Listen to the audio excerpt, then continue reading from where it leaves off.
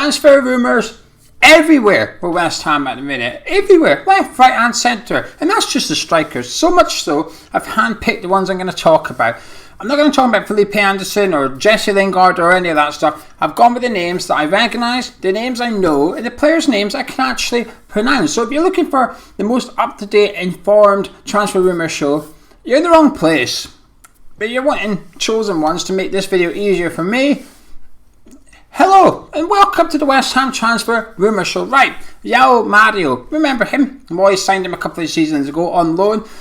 He came in and played half the season for us. I really liked him. He's my kind of midfielder actually, that sort of technical player with nice passing, a bit like Pablo Fornals to some extent. He's not too dissimilar to him in the way he played. I thought he'd done well when he was here. He scored that banger, was it Southampton I think it was? He scored that really good goal. And I was a bit disappointed we didn't make his move permanent. Anyway, he's been linked to a return. Now, there's a bit contradictory here. I've seen that some people, mention it in a cup of tea, say that he's out of contract. But he's not out of contract. He's on loan at Sporting at the minute. He returns to Inter Milan. And then he's still got a year left on his contract. So he's not going to be free. But I don't think he would cost too much either. And I think it's a kind of a decent enough signing. If he was under 10 million, I think this would be a really, really good signing for us. And I can see why this story would have legs. He's only got a year to go with his parent club, and David Moyes knows him. And I thought he'd done well in David Moyes' first tenure here too. So I could see something like this happening. It gets a yes from Gio. Not that I grade the transfer rumours or anything, but just if I started doing that in today's video, we would get a yes. Next up is Tammy Abraham. We all know Tammy over at Chelsea. He's supposedly David Moyes' #1 transfer target to fill the striker role. It gets a yes from Gio as well. 2 out of 2. We're doing good. I think he's a fantastic striker. I say fantastic. He's not one of the best in the Premier League, okay? I don't think he's one of the best strikers in the Premier League, but I think he's really, really good. And I think he would be a fantastic signing, okay? There's a difference between the player's ability and the player's suitability, if you like, to a club. And I think he's got a lot of what we'd be looking for. You know, he can play the target man role, but he's also decent on the deck. And I think sometimes his size goes against him a little bit, and you assume that he's a just all-out target man kind of thing.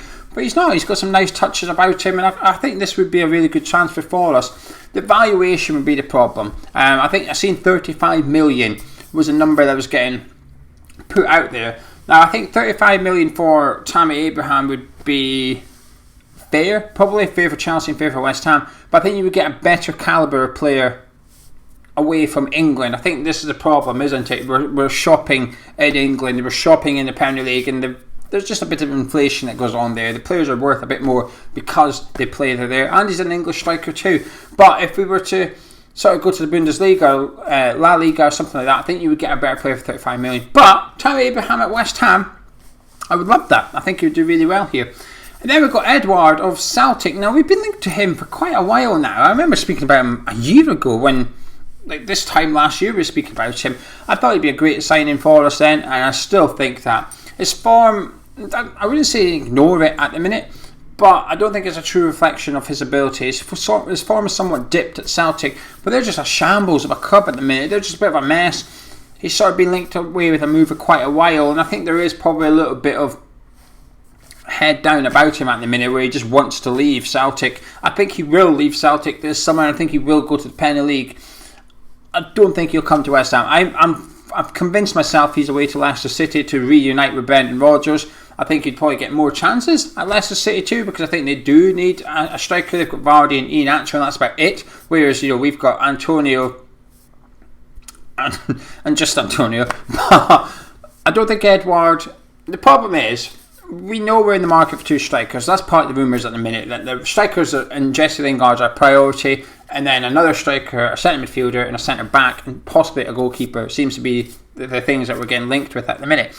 So we need 2 strikers. Tammy Abraham would be the big striker, and there's another couple of players we've been linked with. I'll mention one in a minute, who would be like the second striker, not good enough to be the main man, but he's good enough for the bench and to cover kind of thing.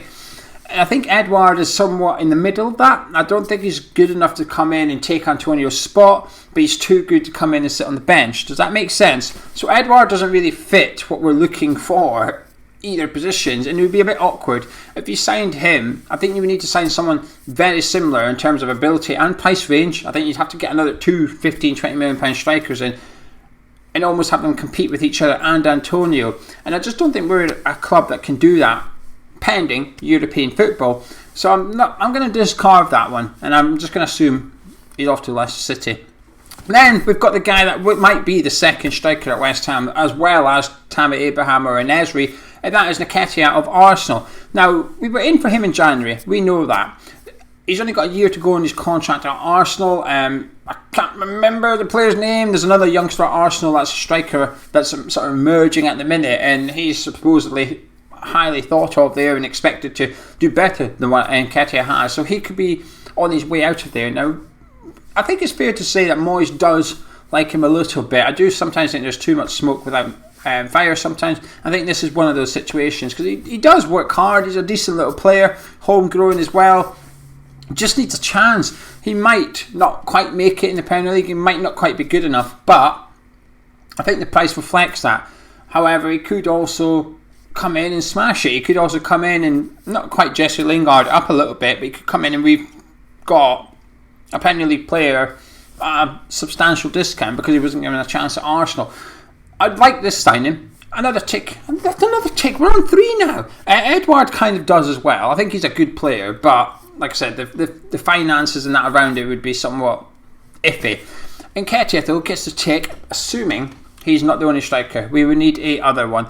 Edouard and Nketiah actually would not be a bad combination, to be fair. I can see something in that too.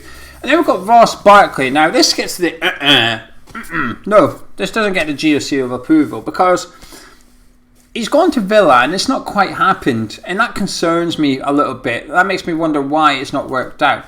He also plays in a position at West Ham that we don't really need because it's what I would now call the Jesse Lingard role, the Pablo Fornals role, whichever. Would he come in for Fornals or Lingard? No, he wouldn't. And he wouldn't be cheap. He would still be 15, 20 million. And so, yes, Moyes knows him from Everton and stuff like that. If we didn't have Lingard, by the way, if we didn't sign Jesse Lingard in the summer, I think Ross Barkley would be a suitable alternative. He wouldn't be as good as Jesse or as influential, but what's our options? We would still need to get someone else in. I could see Barkley then becoming feasible. But as it stands, the Ross Barkley transfer rumour gets across in the Geo rater that I've made up at the start of this video. What have we got next? En-Nesyri, Sevilla striker. We knew we wanted him in January. David Moyes is all but confirmed. Well, I say all but confirmed. He did confirm. He confirmed we bid for him. We're still being linked to him and touted at around 35 million, and I've still not watched him. Sevilla's been on. I could have watched Sevilla a couple of times. I haven't bothered, to be honest with you, so I can't really tell you much about the guy. I'm just going to move on to the next one. I can't rate that, can I? So the next two, though, I have watched plenty, and you will have probably watched plenty of him around. The first one is John McGinn. Yes to the player, right, but no to... I don't believe the rumours here, John McGinn. I think David Moyes probably likes him and stuff, and I think this is the problem. I think this rumour has originated from X on his podcast saying that David Moyes likes John McGinn, and it's been sort of translated on social media as David Moyes wants to sign John McGinn, and it's two completely different things. But we know he likes him because we scouted him and we debated going in for him before he joined Aston Villa. He was 3.5 million then, but nowadays I don't know what he'd cost, 35 million, 40 million. It's just never going to happen, is it? And even if we did sign him, right, what we're going to do? He's not going to replace Souček or Rice, and I don't think we're going to play all three of them. It's just not going to happen, is it? This transfer rumour I'm discarding. But the next one is Josh Brownhill of Burnley. And for similar reasons, I'm just going to discard it. He's too good to sit on the bench at West Ham. He starts week in, week out at Burnley. I think he's a brilliant little centre midfielder. I think if, for whatever reason, we cashed in on Souček for 60 million or something and we signed Brownhill for 15, I'd be okay with that, providing the rest of the money is spent, so on and so forth. I think he's a good player, Josh Brownhill. But just start at West Ham, because it's like what Gonza said, it's the Harry Kane thing, isn't it? You're buying a player for centre midfield, you're buying a player who's probably not going to get in the team unless there's an injury, because it's hard to you're not going to dislodge Rice or Souček. We're not going to sign a centre midfielder better than them. So that's what the McGinn and Josh Brownhill thing is. They're not better. I just don't see it being true. I don't see it being true. Anyway, that's all the transfer rumours. But Monday night at 7 o'clock, we're doing our second video. We did the first video with 5 yards earlier in the week where me and Gonzo spent the virtual 65 million. It went down quite well. A few people enjoyed it and got involved and stuff, so massively appreciate that. And it makes us look good for 5 yards. So again, we appreciate that as well. But on Monday night, we're doing a live video. We've got 2 live videos to do in collaboration with 5 yards. The first one's Monday at 7 p.m.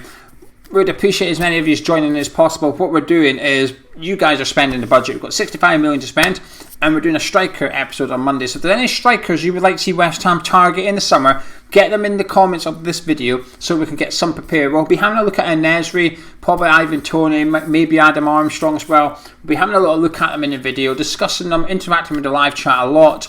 And then the live chat will basically vote as to which player to sign with the virtual budget. And then episode 3 will be spending the remainder of the budget on a centre midfielder and a defender or something like that. Anyway, thank you. Transfer rumour show done. Newcastle tomorrow. I'm excited and I'm still feeling very confident. If you haven't seen the preview, do check out. Drop a like on this video if you enjoyed it.